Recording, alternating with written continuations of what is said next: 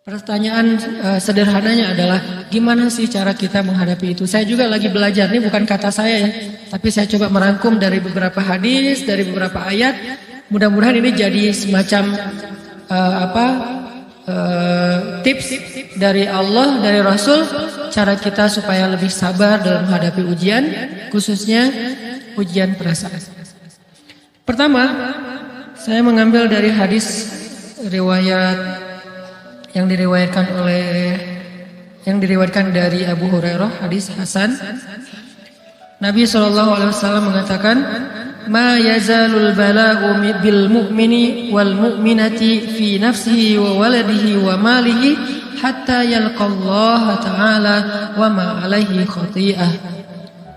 Tidaklah seseorang selesai diuji, baik dia laki-laki, orang yang beriman, atau perempuan yang beriman, baik itu ujiannya terjadi pada dirinya, atau melalui anaknya, atau melalui hartanya. Artinya ujian harta, ujian fisik, ujian perasaan, sampai dia bertemu dengan Allah dan dia tidak punya dosa. Apa maksud dari hadis ini? Ujian itu tidak akan berakhir kecuali kalau dosa kita sudah habis. Allah akan menguji kita terus untuk membersihkan diri kita dari dosa. Sehingga yang harus kita coba bangun awareness dalam diri kita kalau lagi diuji, Allah pengen membersihkan dosa saya. Sehingga kita ridho dengan ujian, bukan ikhlas ya. Kalau ikhlas ibadah, kalau ujian ridho, rela.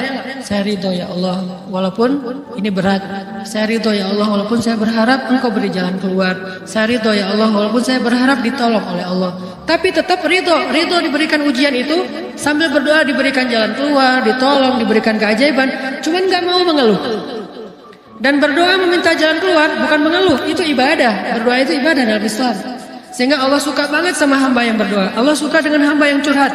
Nabi itu kalau lagi curhat, doanya aja bisa berjam-jam cuma doa doang tuh. Kayak hadis Aisyah pas lagi cemburu malam-malam kan, Aisyah lagi tidur, ini jatah malamnya Aisyah. Tiba-tiba dia nyari-nyari raba-raba, Nabi nggak ada, dicari di kamar mandi nggak ada. Biasanya Nabi sholat di sebelah Aisyah. Wah, curiga nih, jangan-jangan ke rumah si fulan. Dicari ke rumahnya, ditelepon nggak aktif, mungkin lagi dicas, datang ke rumahnya. Ketuk pintu. Hafsah, Nabi di rumah kamu enggak? Enggak, Aisyah, beneran. Cari ke rumah Sofia. Sofia, Nabi di sini enggak? Enggak, beneran. Cari ke rumah Maria. Maria di sini enggak, Nabi? Enggak. Kemana ya Nabi? Rumah istri-istri yang lain enggak ada. Pas balik ke rumahnya, ngelewat masjid, ngelihat Nabi lagi sujud di Masjid Nabawi, di mihrab. Dan Aisyah mendengar Nabi menangis sambil berdoa. Dan sujudnya itu seperti membaca 1 juz Al-Quran. Dan itu isinya doa nangis. Robbi. Jadi kalau kita katakan gak usah banyak berdoa sama Allah, malu. Justru Allah suka kepada hamba yang berdoa. Justru sebaliknya, kalau kita jarang berdoa atau enggan berdoa, buat Allah itu orang sombong. Allah gak suka hamba kayak gitu. Kamu gak butuh saya. Sama kayak kita lagi ada masalah, punya teman yang punya kelebihan harta, terus kita kayak bingung gitu nyari kesana kemari pinjaman, dia gak dikasih tahu. Pas dia tahu dari orang lain, dia ngomong apa? Kamu gak nganggap saya ya? Emangnya saya bukan teman kamu? Kok kamu punya masalah keuangan tapi saya gak dikasih tahu, malah saya tahunya dari orang lain? Tersinggung kan? Kalau teman kita aja tersinggung, apalagi Allah. Kamu punya masalah kok gak ngomong ke saya, wahai hambaku? Bukan berarti Allah gak tahu. Allah tahu, cuman Allah berhak, bukan ingin ya, berhak untuk dilibatkan. Allah berhak untuk dicurhatin. Allah berhak untuk dijadikan tempat kita untuk habis-habisan menangis dan melampiaskan masalah kita kepada Allah dalam bentuk curhat-curhat dan doa. Sehingga kalau kita berdoa, ya Rabbi, Allah langsung inni qarib, mendekat Allah kepada kita. Jadi teman-teman yang dirahmati Allah, kalau kita punya masalah, kita coba bangun awareness, oh Allah pengen membersihkan dosa-dosa saya nih. Terus kita berdoa, ya Allah bantu saya, ya Allah tolonglah saya, istighfar. Saya kadang-kadang ngerasa nih, kalau ada dosa, ada kesalahan, ada kekeliruan yang saya lakukan misalnya gitu, kalau saya nggak kuat istighfarnya, bentar lagi akan diuji sama Allah. Ujinya macam-macam, alhamdulillahnya ujiannya masih ketahan.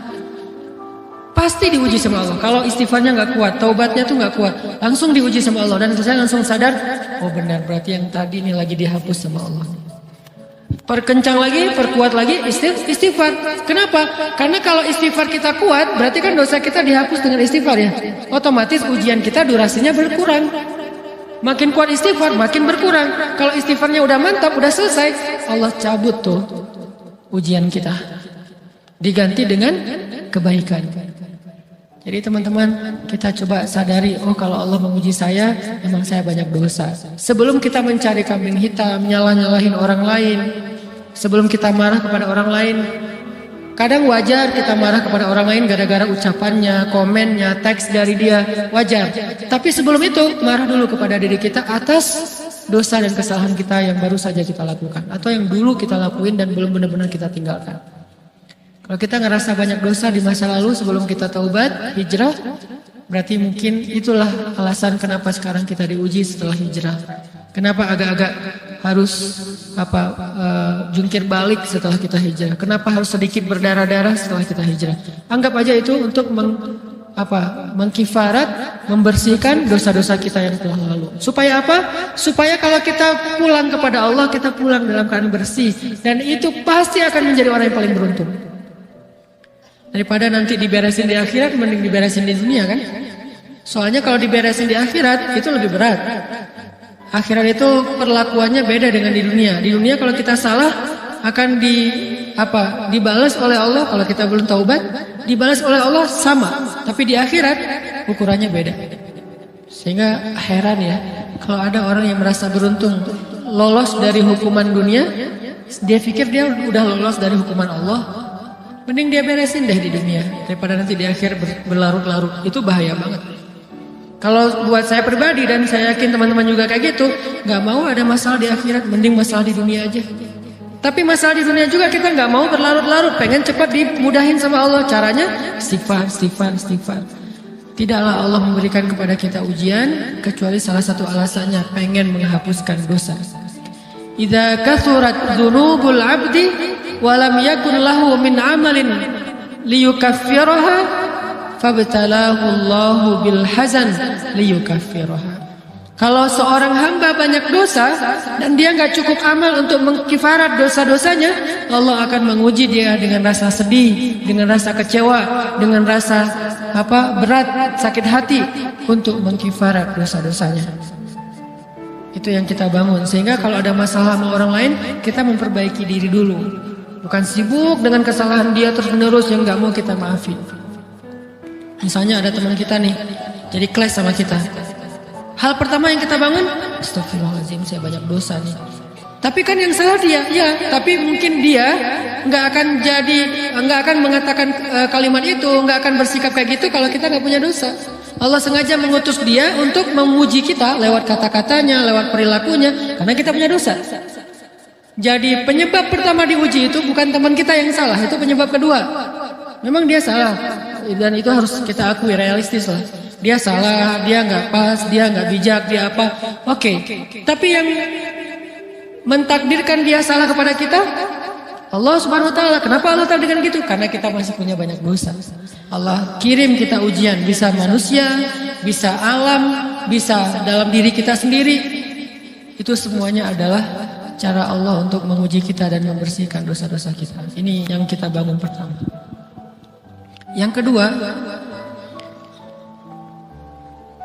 kata Nabi di dalam hadis Bukhari, "May yuridillahu bihi khairan", yang terkenal kan yufaqihu fiddin, itu yang terkenal. Ternyata ada dua modelnya. Ada may yuridillahu bihi khairan yufaqihu fiddin. Siapa yang Allah pengen kasih dia kebaikan agama, kebaikan, Allah akan buat dia mengerti halal dan haram. Itu berarti Allah sayang sama dia. Ini satu model hadis. Ada model yang kedua, mirip redaksinya. May yuridillahu bihi khairan yusib min. Hadis Bukhari. Siapa yang Allah pengen ngasih dia kebaikan, Allah uji. Hah? Kok gitu caranya? Ternyata kayak gitu rahasianya. May yuridillahu bihi khairan, may yuridillahu bihi khairan. Siapa yang Allah pengen ngasih dia kebaikan, Allah kasih dia musibah atau ujian. Kenapa bisa seperti itu Ustaz? Fa inna ma'al usri yusra, inna ma'al usri yusra. Seolah-olah Allah bilang di dalam ayat itu, kalau kalian mau dapat kemudahan, biasanya lewatnya kesusahan dulu. Kalau kalian pengen dapat keberuntungan, biasanya dapatnya kerugian dulu. Tapi keberuntungan dan kerugiannya pasti nggak sebanding. Keberuntungannya jauh lebih besar daripada kerugiannya. Kerugian itu kayak modal doang, DP. Jadi kalau kita mau dapat kejutan dari Allah, Allah kasih kita DP. DP-nya apa? Ujian, DP-nya musibah, DP-nya rasa nggak nyaman, itu DP. DP terhadap apa? DP dari Allah terhadap hadiah-hadiah besar yang Allah pengen ngasih ke kita setelahnya. Cuman banyak orang yang menolak DP ini. Sama kayak kita misalnya. Kalau kita mau ngasih dia hadiah, kita kasih dia kayak kejutan dulu. Dia lagi ulang tahun nih, disiram air dulu. Setelah itu dikasih hadiah-hadiah yang mahal. Rela nggak disiram air demi hadiah? Rela, udah siramin lagi aja. Kalau setelahnya ada hadiah. Yang kita nggak rela, kalau setelah disiram disuruh bersih-bersih sendiri dan nggak dikasih apa-apa, kan nggak rela tuh. Berarti ini bab iman. Yakin nggak kalau Allah tetap ngasih hadiah? Kan sabar dan iman itu ternyata tahu aman, kembar. Kalau kita yakin Allah ngasih hadiah setelah ngasih kita DP ujian, ya kita akan sabar. Gak apa-apa deh, ntar lagi mau dikasih hadiah, digini-giniin juga gak masalah. Dibully, diapain sama Allah, biarin aja. Ya Allah saya sabar, kan ntar lagi mau dikasih hadiah nih. Ini masalah yakin. Tapi kalau kita gak yakin, apa sih maunya Allah gitu kan? Begitu kalimat ini keluar, maka yang muncul setelahnya adalah mengeluh, berputus asa, dan gak akan sabar menghadapi ujian. Ujian, kata Nabi, may yuridillahu bihi khairan, siapa yang Allah pengen kasih hadiah, siapa yang Allah pengen kasih kejutan, siapa yang Allah pengen kasih pertolongan, siapa yang Allah pengen kasih kebaikan, yusib min, Allah akan uji dia dulu. Ini sunnatullah. Sehingga kalau kita lagi diuji, yang kita lihat jangan ujiannya, apa setelah itu. Gimana ngelihatnya Ustaz? Nggak kelihatan. Dengan mata hati. Istafti qalbak, tanya kepada hatimu, kelihatan nggak? Dengan mata hati. Gimana ngelihat dengan mata hati? Dengan iman. Saya percaya Allah pasti ngasih kebaikan setelah ini. Orang Allah sendiri yang ngomong, nggak ada satu huruf pun di Al-Quran yang salah, apalagi satu ayat, apalagi dua ayat. Fa inna ma'al usri yusra, ditegesin lagi. Inna ma'al usri yusra. Tapi usr dulu, baru yusr. Dikasih kesusahan sedikit, dikasih kemudahan yang banyak. Dikasih kesusahan sedikit, dikasih kemudahan yang banyak. Ini yang kita coba bangun tajdidul iman, bangun memperbarui yakin. Sehingga ketika kita diuji, sedih, wajar. Mengaduh sedikit, bukan mengeluh ya. Kalau mengeluh kan udah nyalahin Allah. Kalau ngaduh, yang namanya orang dicubit kan, itu ngaduh. Tapi kalau apa sih maunya Allah? Nah itu ngeluh. Antara mengadu dengan mengeluh berbeda. Mengaduh itu manusiawi, sedih itu manusiawi, air mata bahkan bukan hanya manusiawi, itu rahmat dari Allah. Orang yang nggak bisa menangis itu yang bahaya. Kalau kita masih bisa menangis, berarti kita masih peka hatinya. Bukankah anak kecil paling sering menangis? Berarti hatinya peka. Siapa lagi selain anak kecil yang paling sering menangis? Cewek. Cowok itu emang nggak punya perasaan, makanya jarang nangis. Cewek dikit-dikit nangis, jangan bilang cemen banget sih nangis, apa cengeng apa, enggak, karena dia perasaannya lebih peka dari kita. Itulah kenapa Allah menitipkan bayi kepada perempuan. Kalau dititipin ke laki-laki hancur. Di balik kepekaan perempuan, di balik sensitifnya perempuan, di balik perasaannya yang luar biasa, di situ Allah Subhanahu wa taala menitipkan amanah, dia yang paling baik dalam merawat bayinya.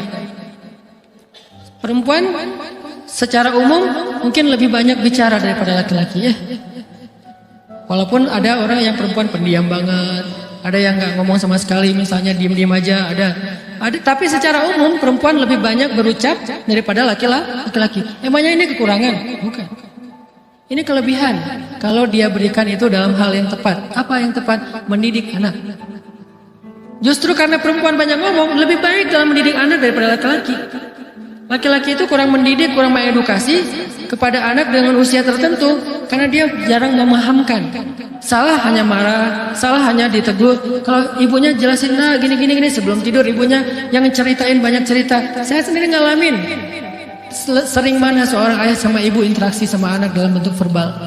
Sering ibu.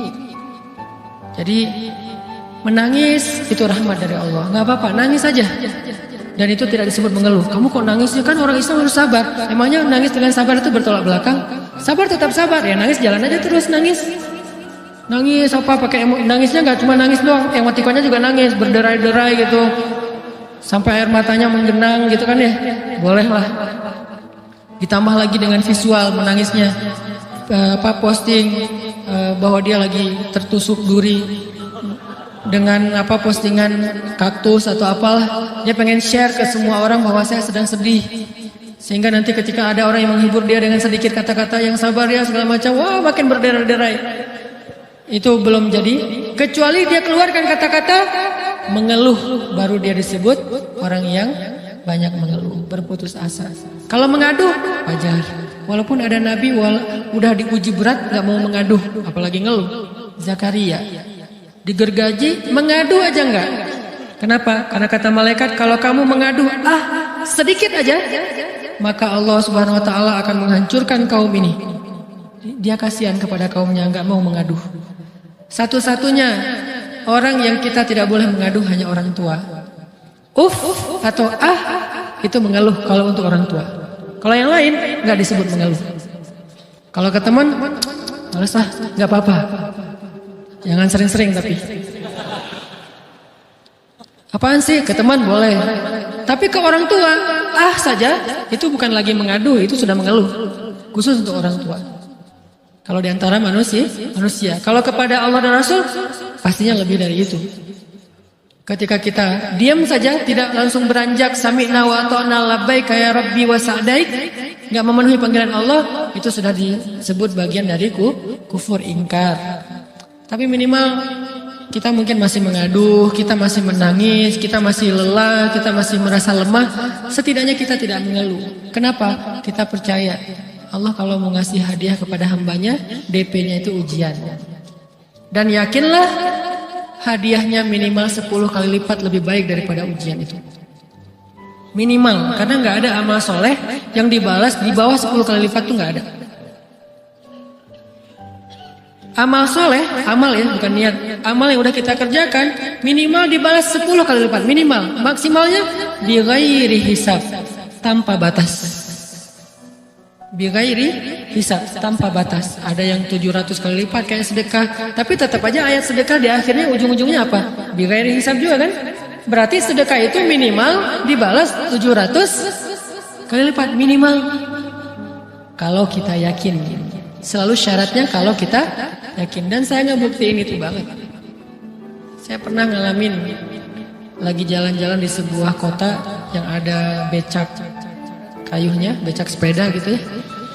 Jalan terus saya bilang, Pak berapa ongkosnya? 20.000. Udah naik aja 20.000. Karena kita keliling-keliling kota, ternyata saya jadi kasihan sama dia 20.000. Kasihan kan 20.000 dibayar keliling kota, walaupun pas mampir beberapa tempat mungkin dia dapat tips ya.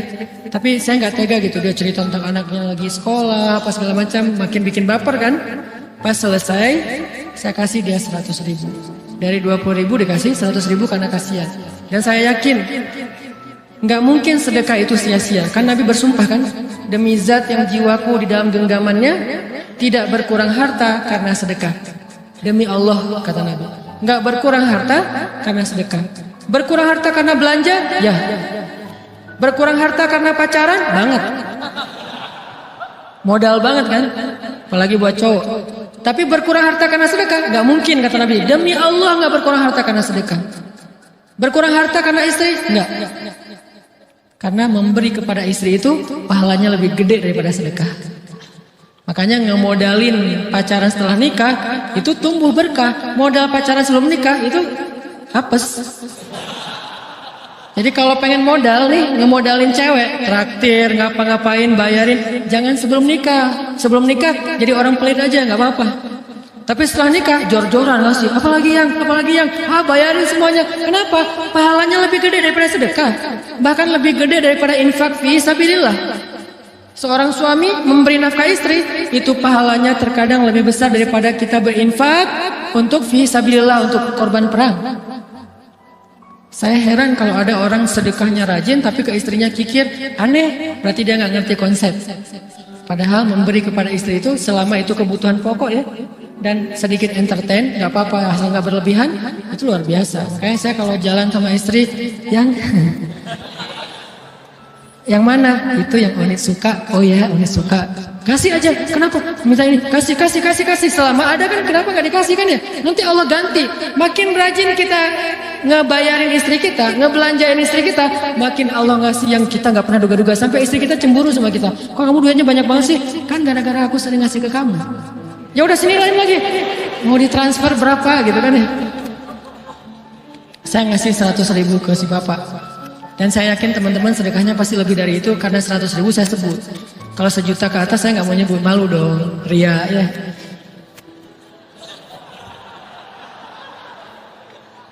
Sebenarnya nggak pernah sih. 100.000 deh, karena kan kecil. Saya kasih 100.000. Ternyata begitu saya kasih 100.000 dia doa. Nah ini nih pentingnya sedekah ke orang yang membutuhkan tapi nggak minta-minta, dia tulus. Dia langsung doa, ya Allah Pak, mudah-mudahan rezekinya lancar, berkah, bertambah dan segala macam, bahagia keluarganya. Doa-doa ini semuanya dikabulkan dalam hitungan hari. Pertama, bertambah bahagia rumah tangganya, dapat kecupan dari istri. Dia nganggap suami saya cowok banget sih, mulai satu nih. Dua, demi Allah, selang 15 jam kalau nggak salah, karena waktu itu malam, besok paginya ada orang yang ngejar-ngejar saya pengen ngasih hadiah. Ustadz, saya pengen ketemu Ustadz. Maaf, saya nggak bisa ketemu sekarang, lagi rush, lagi tight schedule, gitu-gitulah, sok-sok gaya nggak jelas gitu ya. Terus Ustadz, saya pengen banget ketemu. Dia nggak ngomong pengen ketemu apa. Kalau dia bilang mau ngasih duit kan langsung saya prioritaskan kan ya.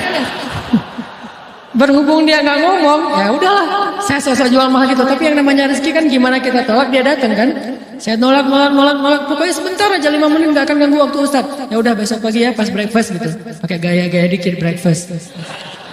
Pas breakfast, oh ya siap Ustaz, jam berapa? Jam 8. Udah janjian jam 8. Mungkin orangnya nih dengar live streaming, Pak jazakumullah khair jaza.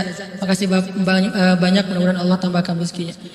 Terus beliau besok mau flight ke luar kota jam 8. Akhirnya ngubungin lagi malamnya, Pak Ustadz maaf gak bisa ketemu besok karena saya jam 8 itu jadwal terbang. Oh ya udah nggak apa-apa, seneng dong saya nggak jadi ketemu kan. Tahu gitu kan nyesel saya tuh, seneng.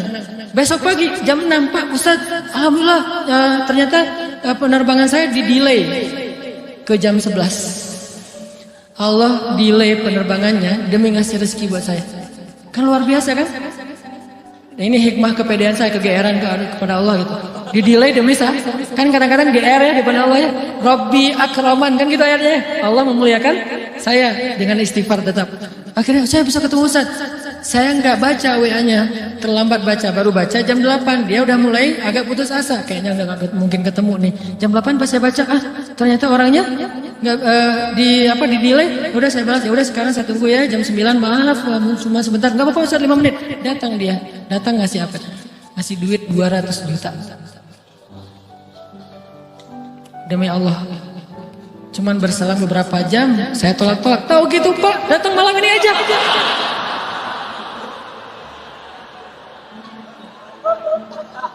Harusnya malam itu juga saya cari orangnya. Kalau perlu saya nyamperin Bapak, Sherlock, saya kejar.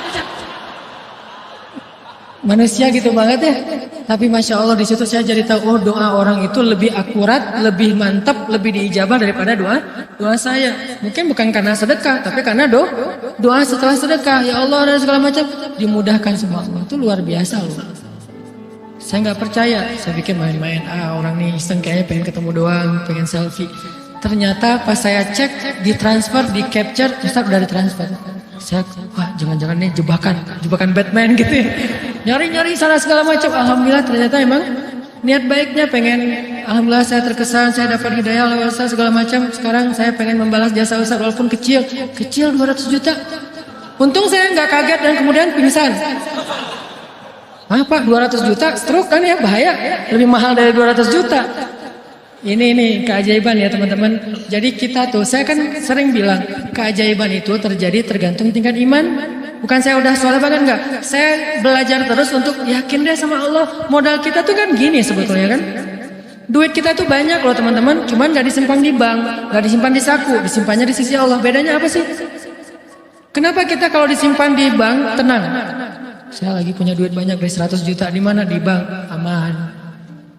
Kenapa kalau disimpan di saku aman, tenang? Kenapa kalau disimpan di Allah gak tenang? Kenapa kalau disimpan di Allah kita bilang gak punya duit? Ini kan gak fair sama Allah. Gak punya duit nih. Siapa bilang gak punya duit? Kan ada Allah, tinggal minta sama Allah. Tapi nggak ada wujudnya. Tapi kan ada janjinya. Bukankah janji Allah lebih kuat daripada wujud?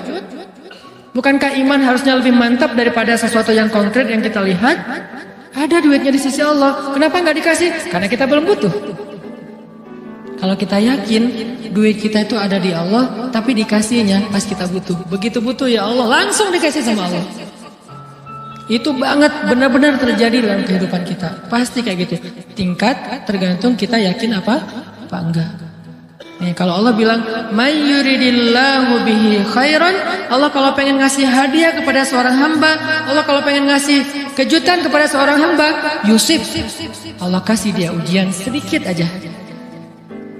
Wala nabluwannakum bisyai', sedikit, bisyai'in minal khawf wal ju' wa naqsim minal amwal wal anfus wath thamarat wa basyiris sabirin. Kami uji sedikit aja dengan rasa lapar, dengan rasa takut, dengan sedikit kekurangan ini dan itu, sedikit. Tapi wa basyiris sabirin, sampaikan kejutan kepada orang yang bersabar. Sampaikan kejutan kepada orang bersabar. Jadi bisa dibilang kejutan-kejutan hidup kita itu munculnya dengan iman dan sabar. Dengan iman dan sabar. Iman artinya yakin, husnuzon sama Allah. Ana inda dhanni abdi bi. Aku tergantung prasangka hambaku kepadaku.